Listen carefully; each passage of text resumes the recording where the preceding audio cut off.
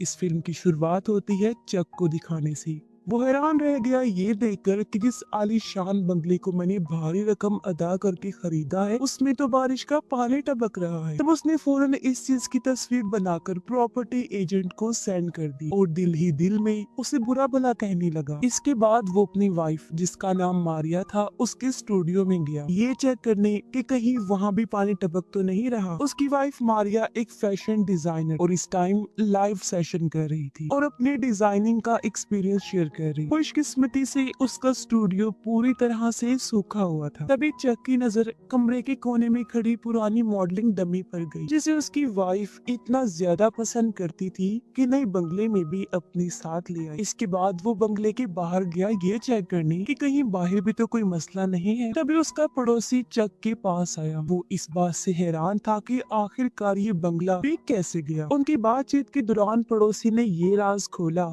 कि घर के पुराने मालिक ने इस घर में सुसाइड की थी अपनी जान। ये सुनकर चक पूरी तरह से चौंक गया क्योंकि प्रॉपर्टी एजेंट ने उसे ये जानकारी नहीं दी। फिर वो वापस आकर लीकेज की तस्वीरें दोबारा देखने लगा। तभी वो एक तस्वीर में शॉटगन को नोटिस करता है। हालांकि उसके घर में तो कोई हथियार नहीं था। वो कंफ्यूज हो जाता है कि आखिर ये गन आई तो आई कहां से। लेकिन अजीबोगरीब वाकये यही नहीं रुकी। अगली सुबह जब वो बंगले के गार्डन में टहल रहा था तो उसकी नजर अपनी वाइफ की उस मॉडलिंग डमी पर गई जो अजीब तरह से गार्डन में खड़ी हुई। तभी पड़ोसी फिर से आ गया और इस सारे मामले को देखने लगा। चक को शक हुआ कि ये मेरी बहन की शरारत हो सकती है क्योंकि कुछ महीने पहले उनकी माँ की एक्सीडेंट में मौत की वजह से उसकी बहन की दिमागी हालत थोड़ी खराब हो गई थी। तब पड़ोसी चक को सलाह देता है कि अपनी बहन की दिमागी हालत पर ध्यान दो। साथ ही वो उसे ये भी सजेस्ट करता है कि वो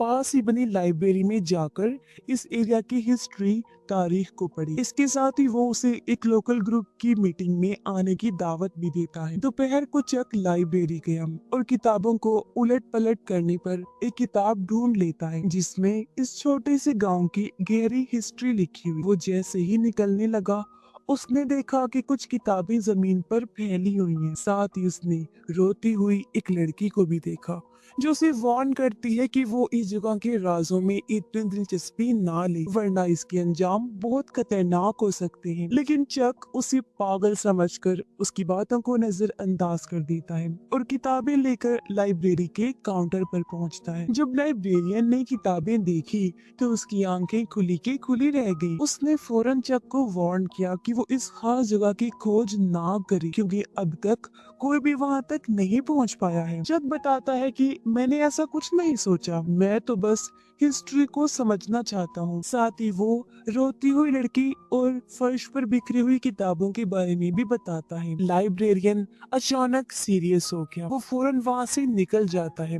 तब चक भी चुपचाप घर लौट आता है। घर आने के बाद उसने किताबें पढ़ना शुरू की जो 1980 की एक खुफिया कॉन्फ्रेंस से जुड़ी हुई। तभी अचानक डोर बेल बजी। दरवाजे के बाहर उसकी एक स्टूडेंट खड़ी हुई थी जो म्यूजिक क्लास लेने आई थी। चक एक म्यूजिक टीचर था और आज उसकी ये स्टूडेंट पहली बार म्यूजिक सीखने आई। शुरू शुरू में स्टूडेंट काफी नर्वस हो रही थी। तब चक किचन में पानी लेने चला गया ताकि उसका मूड थोड़ा हल्का हो सके। लेकिन तभी अचानक पियानो की धुन पूरे कमरे में गूंजने लगी। ऐसा लग रहा था जैसे किसी प्रोफेशनल इंसान की परफॉर्मेंस हो। चक शॉक रह गया क्योंकि जब उसने पीछे मुड़कर देखा तो स्टूडेंट तो किचन के दरवाजे पर खड़ी थी। ये देखकर दोनों काफी हैरान रह जाते हैं। जब जब वापस पियानो की तरफ आता है तो सब कुछ शांत हो चुका था और वो औरत नहीं मिली जिसके बारे में स्टूडेंट ने बताया था। ये देखकर वो काफी डर जाती है, फौरन वहाँ से भाग गई। रात को चक अकेला था क्योंकि उसकी वाइफ ऑफिस के काम के लिए घर से बाहर गई हुई थी। इसीलिए वो पड़ोसी की बताई हुई गार्डन क्लब की मीटिंग अटेंड करने चला जाता है। वहाँ एक बहुत ही सेंसिटिव हसास टॉपिक पर डिस्कशन चल रही थी जिसे आमतौर पर इस गांव के लोग छूना भी पसंद नहीं करते। मीटिंग में सिर्फ 6 लोग थे। जब नोटिस करता है कि यहाँ लाइब्रेरी में काम करने वाला आदमी भी आया हुआ है। वो लोग एक लड़की जिसका नाम हेलेन फोस्टर था उसके बारे में बात कर रही थी जिसने हाल ही में सुसाइड करने की कोशिश की थी। लाइब्रेरियन बताता है कि मुझे ये सब 1980 में होने वाले उस पुराने हादसे की याद दिला रहा है जब एक औरत हेलन ने अपनी जान ली थी। उसकी बेटी को स्कूल में लगातार परेशान किया जा रहा था, कोई उसकी मदद को आगे नहीं आया। तब इस गुस्से और दुख में हेलन ने अपने घर में ही खुद को गोली मार ली। उसके बाद से ही इस गांव में हर साल एक मिस्टीरियस सुसाइड होती है। लोगों का मानना है कि ये सब हेलन की आत्मा की वजह से हो रहा है। उनका मानना था कि हेलन का घर, जिसे अब कोई भी नहीं ढूंढ पा रहा, जब तक उसका सच सामने नहीं आ जाता, ये मामला थमने वाला नहीं है।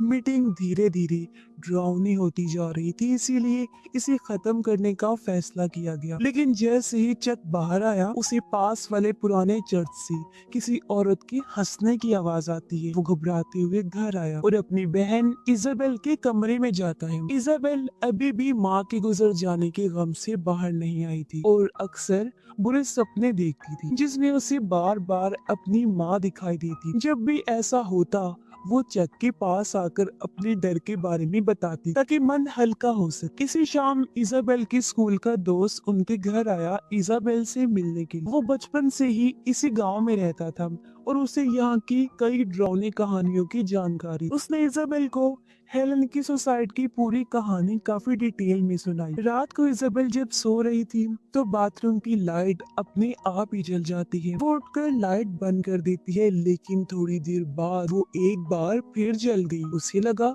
जैसे स्विच खराब है, इसलिए उसने बल्ब भी उतारकर बेड की साइड टेबल पर रख दिया। लेकिन जैसे ही वो फिर सोने की कोशिश करती है, कुछ बहुत ही अजीब होने लगता है। मिस्टीरियस चीजें रुकने का नाम ही नहीं ले रही थी। अगली सुबह जब इजाबेल की आंख खुली तो उसने देखा कि बाहर तो सूरज निकल आया है। पहले तो उसे लग रहा था जैसे कोई बुरा सपना था, लेकिन जब उसकी नजर अपने बेड की साइड टेबल पर रखे बल्ब पर पड़ी तो उसे एहसास हुआ कि जो कुछ भी रात को हुआ वो सब हकीकत था। इजाबेल फौरन ये बात अपने दोस्त को बताती है। तभी उसके पास भाई चक का फोन आया, जो इजाबेल को फौरन घर वापस आने को कहता है। जब इजाबेल घर पहुंची तो उसने देखा कि उसकी भाभी मारिया काफी घबराई हुई थी। असल में कुछ टाइम पहले मारिया अपने डिजाइन स्टूडियो में लाइव सेशन कर रही थी। तब कुछ अजीब हुआ, उसकी पीछे रखी डमी मॉडल का हाथ अपने आप ही हिलने लगता है। उसी टाइम उसकी बेस्ट फ्रेंड जो लाइव देख रही थी फौरन उसे कॉल करती है। तब मारिया को लगा कि शायद वो मुझे ब्राइडल ड्रेस के बारे में टोकना चाहती है, इसलिए मारिया वीडियो बनाकर भेज देती है और बताती है कि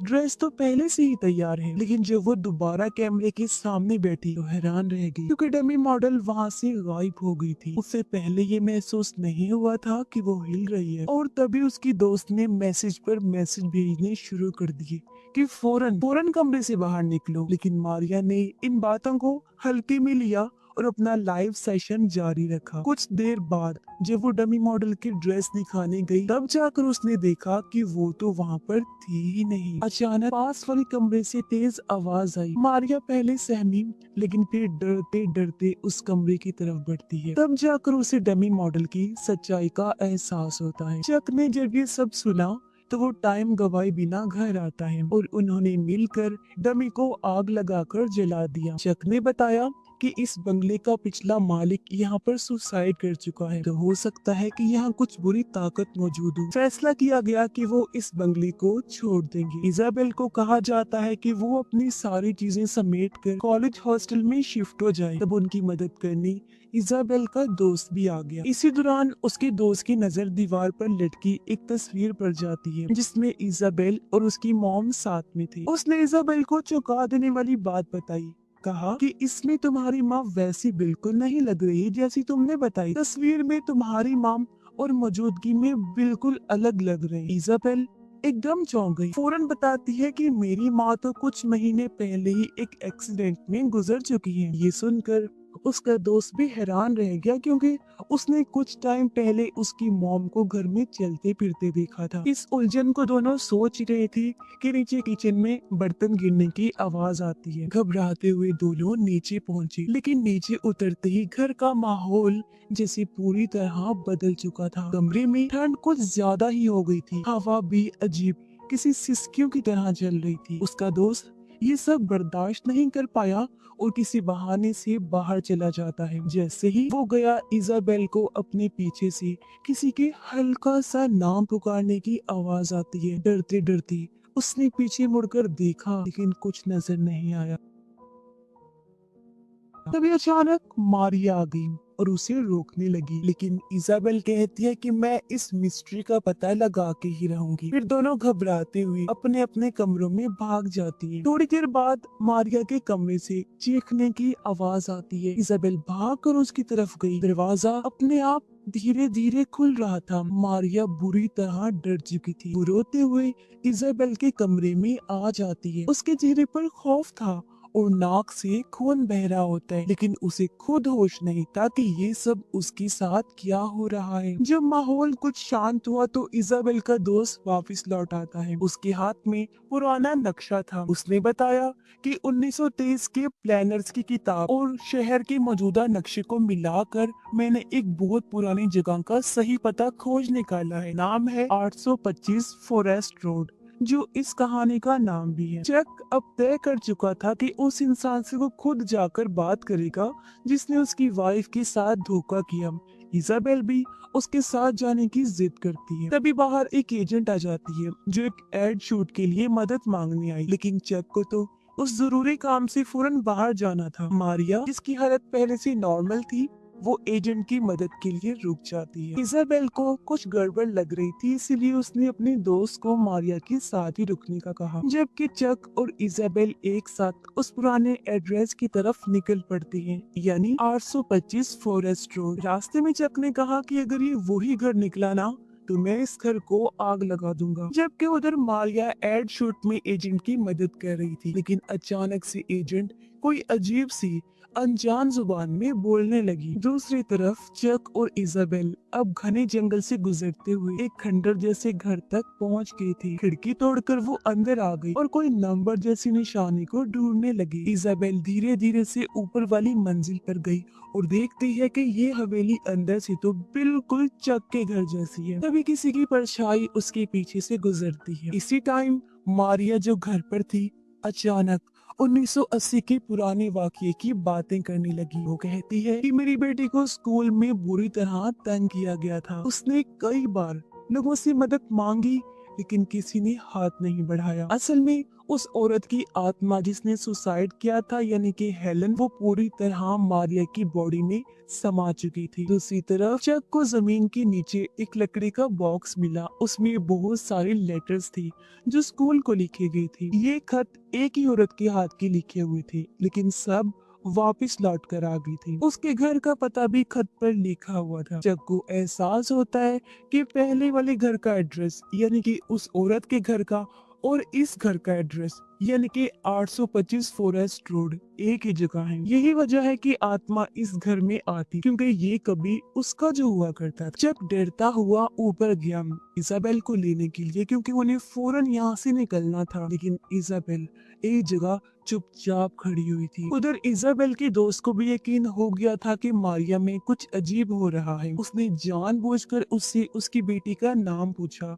अचानक मारिया जोर से चीखने लगी और पागलों की तरह हंसने लगती है। कुछ लम्हे बाद सब कुछ शांत हो गया। इजाबेल के दोस्त को लगा कि आत्मा जा चुकी है, लेकिन उधर इजाबेल की आंखें हैरत से खुली की खुली रह गईं। एक इनविजिबल, ना नजर आने वाले हाथ ने उसके कंधों को मजबूती से पकड़ लिया था। चक ने ये देखा तो भागकर उसकी तरफ बढ़ा। उसने जल्दी से इजाबेल को बचाने की कोशिश की, लेकिन अचानक किसी इनविजिबल ताकत ने दोनों को पुराने कमरे के अंदर खींच लिया। हमें पता चलता है कि उस औरत की आत्मा, यानी हेलन की आत्मा, ने इजाबेल और चक को भी अपना शिकार बनाकर मार डाला। ऐसा वो टाउन के लोगों से बदला लेने के लिए कर रही, क्योंकि उस टाइम टाउन वालों ने ही कोई मदद नहीं की थी। चाहे कोई बेकसूर ही क्यों ना हो, जो कोई भी टाउन में आता है उसकी मौत पक्की होती है। हेलन सब के साथ अलग अलग तरीकों से खेल कर उनकी जान लेती है। ऐसा वो तब तक करती रहेगी जब तक उसकी मिस्ट्री सॉल्व नहीं हो जाती